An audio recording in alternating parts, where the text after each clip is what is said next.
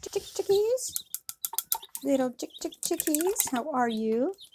First day out of the incubator. Yes, how are you? Yes. Here you go. Have some little Chinese cuisine here, little chopsticks. Yes. We have a gelatin mix here made with just pure gelatin, about 30% of the feed ratio, and I ground up some regular chicken mash. And then you make sure that you have 30% protein from the gelatin. You don't want too much of the regular chicken feed because it has a high calcium ratio. And that can be difficult for a new chickie's kidneys. And then in the water here, we have rocks, little rocks. And this is just a symbolism in case they grow up, they'll remember this is what we're supposed to do. Exactly what we're supposed to do. But the rocks are to keep the little ones from drowning. And then this is a chopstick to simulate the mother's beak. They like that. And of course, chicken domestication originated in Asia, so they're getting like a taste of their cultural heritage. So we can't really say China because chickens are without borders. So they were a domesticated bird in the Asian continent.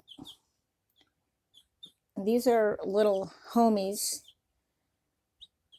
from our own flock. So they're mixed hybrid, and we found that they do very well, even unvaccinated, because they have total exposure as free range, total exposure to incremental levels of virus and bacteria, and their immune system overcomes it. Of course, we also have a USDA approval, so we have the feces checked twice a year for any parasites or fungus or other pathogens. And we've been doing chicken since 2008. And our flock has always done well, except when I had them on a Purina feed. And that Purina feed had molasses in it, and we lost several chickens. I didn't realize at that time early on about yeast infections. And so the Purina feed had molasses in it and contributed to what is called thrush or candida. And we just saw our chickens' throats turn white and they died from suffocation. So I learned my lesson there. We have non-GMO feed now, Kalmbach. And then we supplement with coconut oil. You can go to the different PubMed sites and show that coconut oil is the monolaurins in it, and the MCTs are effective against coccidiosis and all sorts of other things like salmonella, listeria. So we also supplement our birds with coconut oil. We mix it in with the little treats and they have that. So we have been parasite free for many years now, since we've been testing, since I changed the feed, and we have a very healthy flock. Of course, we lose birds once in a while from predation. Hawks, raccoons, foxes, minks, rats, those kind of predators. And we applied for a federal permit for Cooper hawks, and every year if we have predation by Cooper hawks, we'll reapply for a federal permit.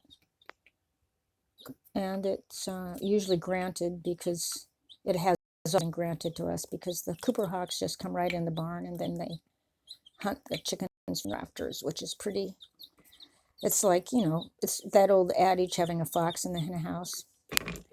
Well, it's like having a hawk in the rafters. So these little ones are all homies, just hatched out yesterday.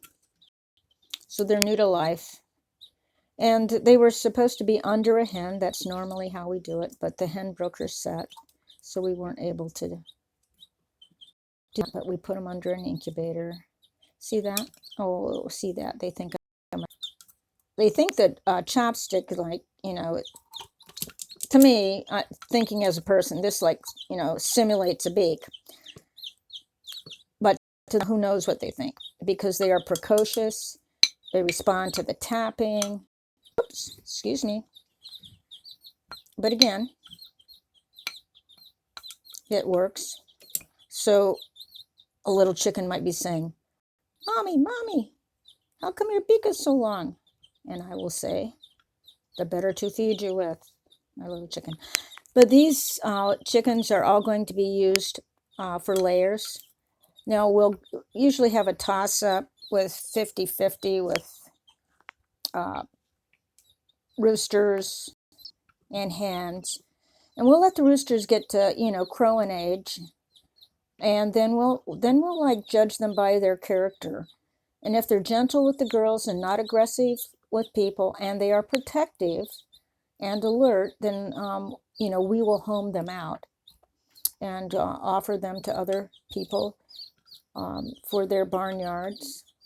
And last year, the hawk took 5 hens and 1 rooster, so we needed another rooster. Yes, what's this?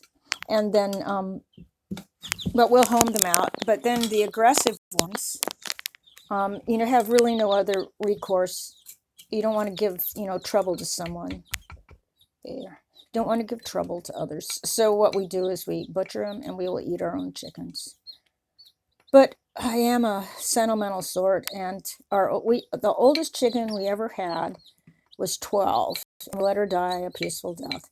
And then just kept her, you know, like she just wouldn't go out eventually. Then we had another one live to 9, and she was a buff Brahma, and or a light Brahma.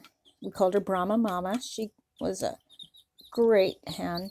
And then we, you know, kept her warm until she finally just died of old age. And so we are sentimental towards our hens. We don't eat them if we think they're going out of production, because sometimes hens that go out of production, they are like good grandmas.